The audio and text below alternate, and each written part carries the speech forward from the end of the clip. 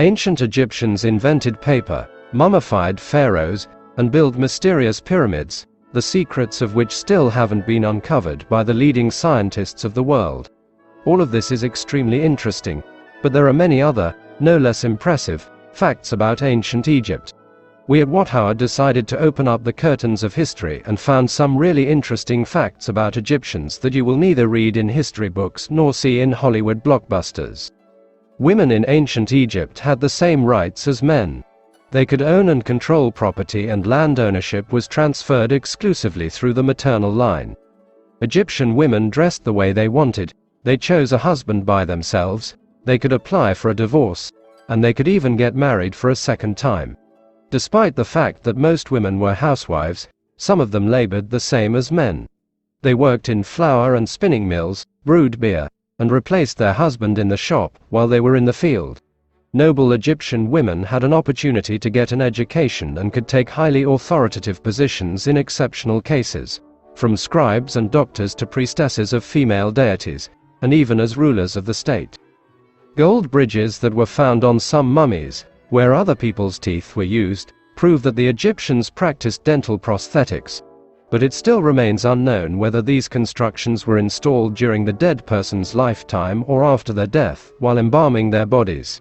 Personal hygiene was given special attention. The representatives of society's various layers bathed on a daily basis. The poorest members of society bathed in the Nile itself, and the homes of wealthy Egyptians were equipped with private bathrooms that had drainage. The water was brought from the Nile by servants.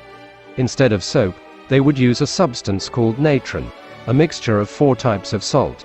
It was also used while mummifying. Wet nurses commanded special respect and were even equated with deities.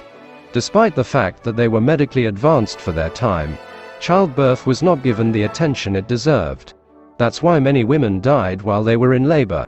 What's more, in the hot climate, breastfeeding was considered hugely important because milk prevented babies from dehydration.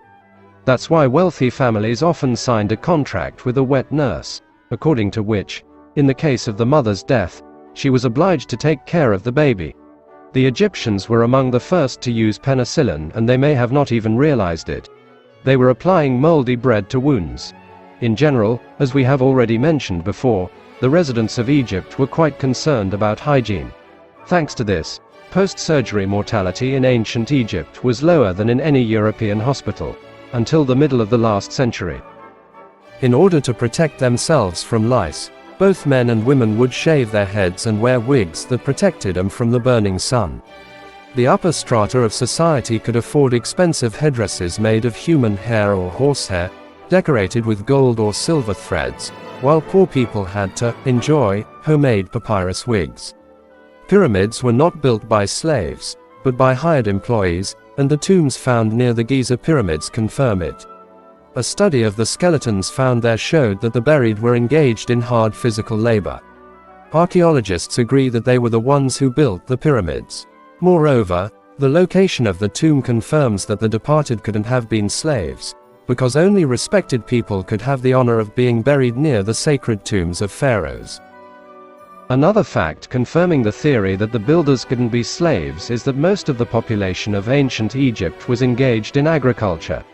And since the soil in the Nile Valley was only available for agricultural work several months a year, farmers were free from their main work most of the time. That's when they worked for the pharaoh building pyramids and temples and got remuneration in the form of beer, from 1 to 1.3 gallons a day. Birthdays were celebrated in ancient Egypt only by members of the nobility, but they didn't do it the way we do it today.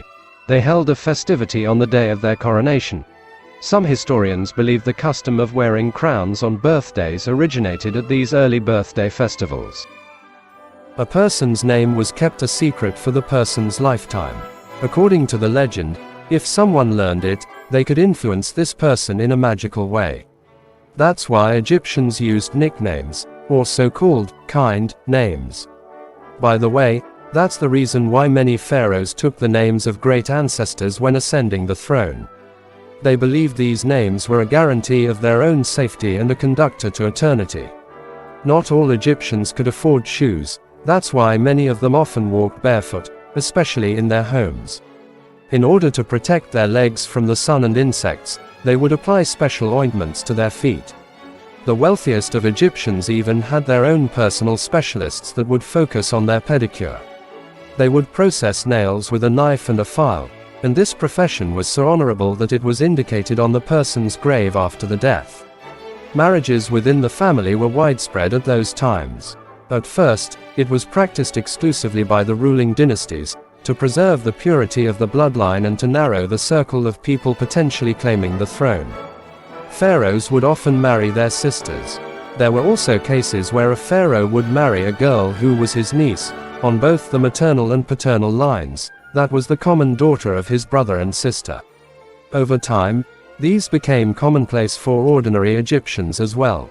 Research showed that Tutankhamun's parents were siblings, while the pharaoh himself married his half-sister, Ankhesenpaten.